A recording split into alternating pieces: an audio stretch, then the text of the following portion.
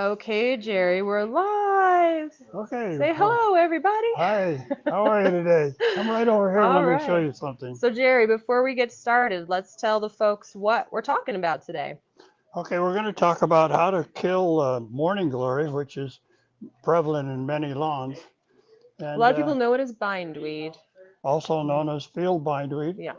And probably the very best time to kill it is when it's blooming, but that doesn't happen all year, and usually doesn't happen till later. So we're going to give you a formula here today that's going to take care of bindweed and eventually eliminate it.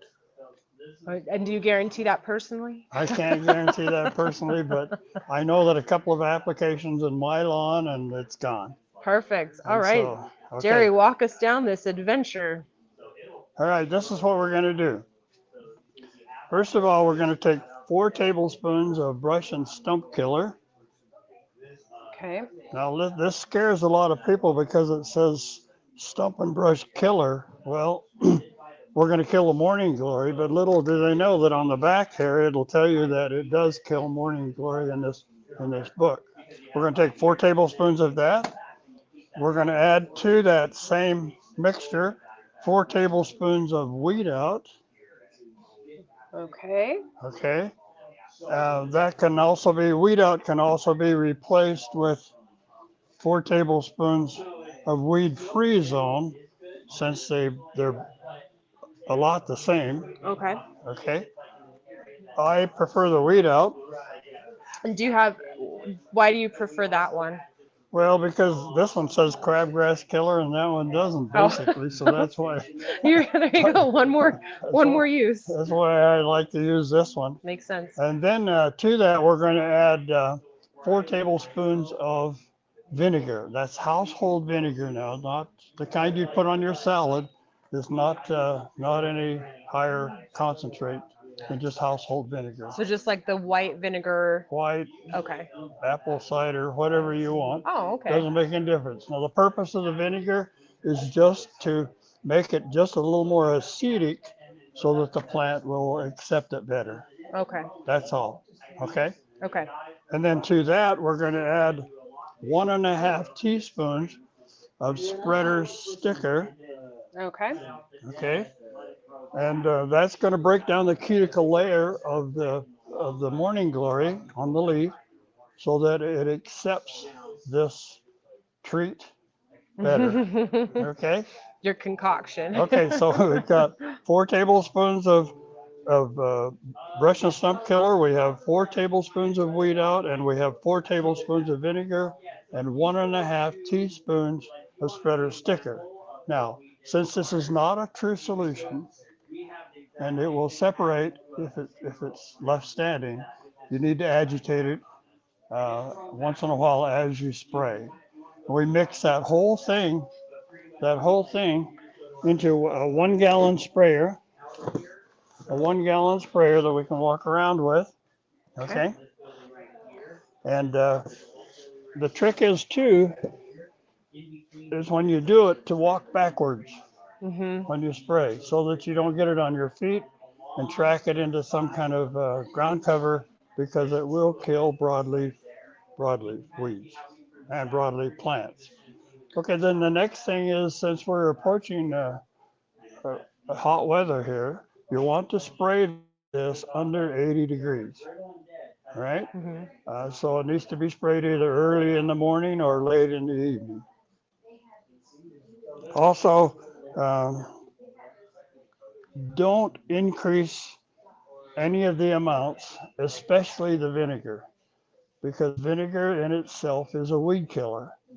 And if you increase that, you're going to lose some lawn. So there's some cautions there. Under 80 degrees, don't increase the amounts. No wind, because you don't want any drift. So it can't be a fine mist spray.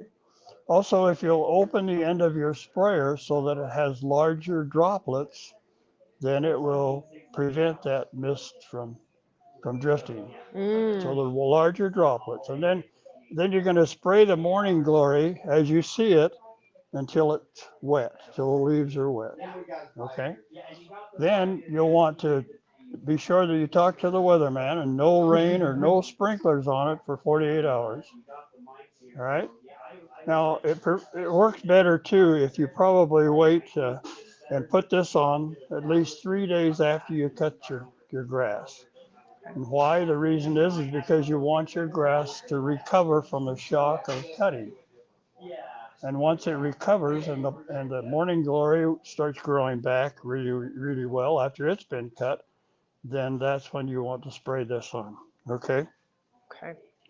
I wouldn't advise you to use this on any new lawn, new planted lawn, or new sod, because it's already a new lawn is stressed and trying to grow. It may hurt it, especially the vinegar part will hurt it, and also new sod. I wouldn't do it for at least. I'd let it grow a year. Don't worry about the morning glory growing in it because we can always take care of that with this formula. All right.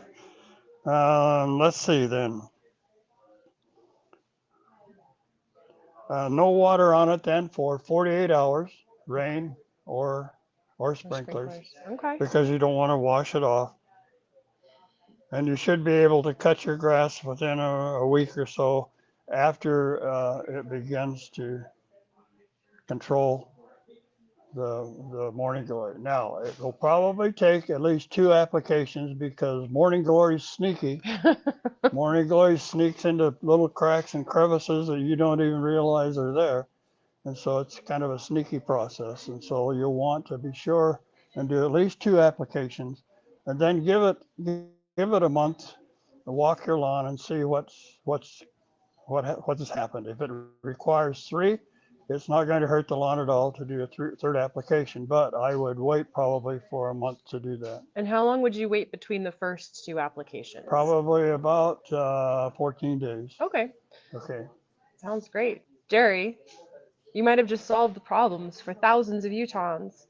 Maybe. Bindweed is a monster, so thank you. I've used this formula many times on my grass.